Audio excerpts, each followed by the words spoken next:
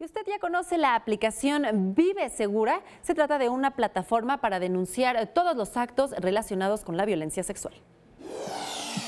Reportar actos de violencia y acoso sexual realizados en cualquier parte de la capital y transporte público a mujeres y niñas de la Ciudad de México es posible gracias a la aplicación Vive Segura, una plataforma en donde podrán informar en línea sobre algún acto de agresión. Las usuarias podrán denunciar situaciones como silbidos, comentarios indecentes, fotografías o videos sin consentimiento, exhibición de órganos sexuales, abuso sexual, tocamiento o manoseo.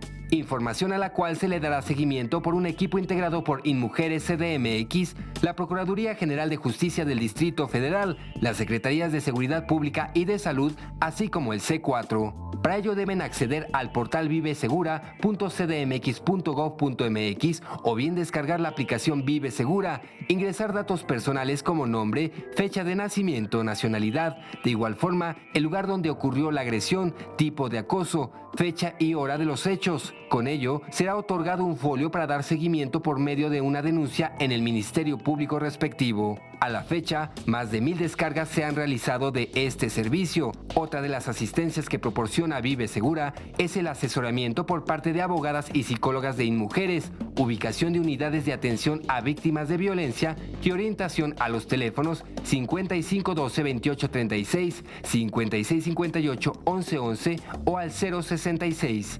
Con información de Mariana Sánchez, 21 Noticias.